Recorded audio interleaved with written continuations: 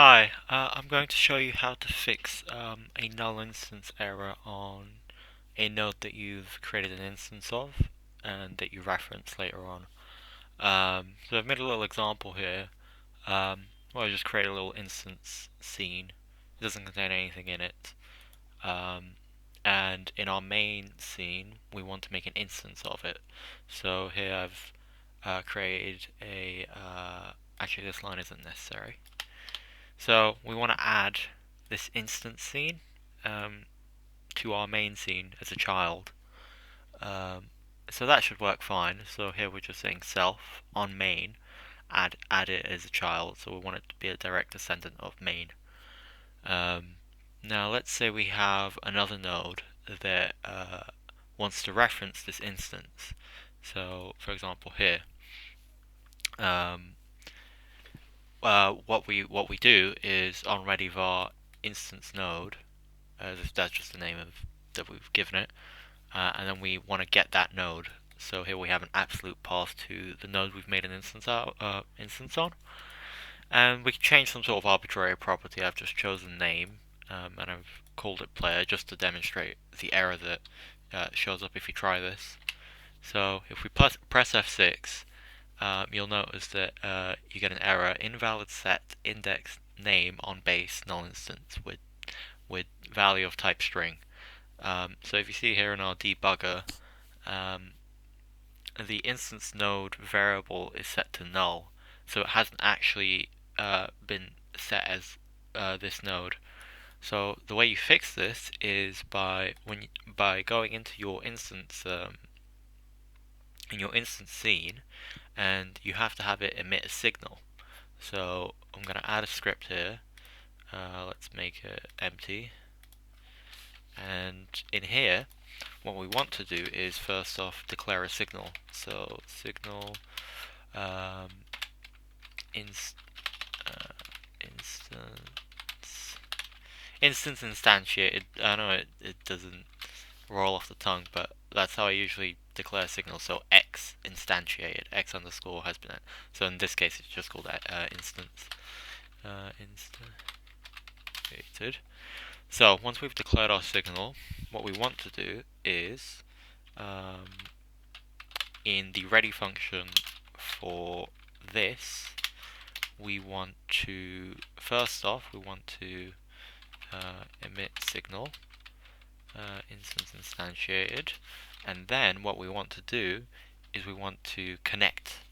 So after we've connected it, we want to emit. So above the emit signal, we want to do first we have to find the path to main. Sorry, no. So self dot connect.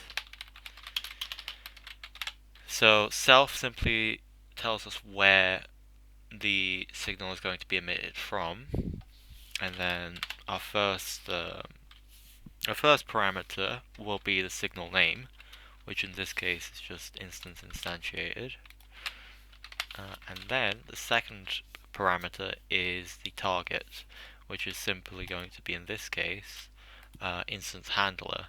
So what we want to do is get node / root, and you don't have to do absolute path referencing. You don't have to find the node through an absolute path. You could just do get parent or get parent or whatever suits your particular case better. So what we're going to do is / root / main and then / instance handler. Instance handler. So this will then locate for us instance handler. And then the last variable is again is a function within the instance handler that will be run when this signal is emitted. So again, I know this might seem like I'm overusing the same name, but I usually call, if it's something as simple as this, I call the function the same name as the signal, just so because this function will only have one job, and that would be to well, I'll show you. So once we've done this, we go into here, we go into our instance handler script, and we create that function. So function instance instantiated. This is the function that will be run when that signal is emitted. And here, in here, we want to actually have this declared. What I'm going to do actually is just to make it a little bit neater, is to do it like this. So, and also one more thing, since we don't want this to be run ready, so we're going to create another script. So it points to another script.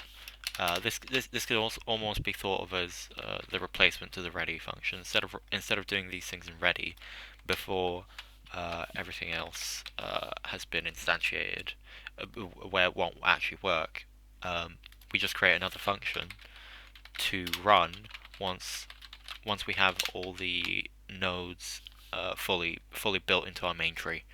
So we're going to move that into here.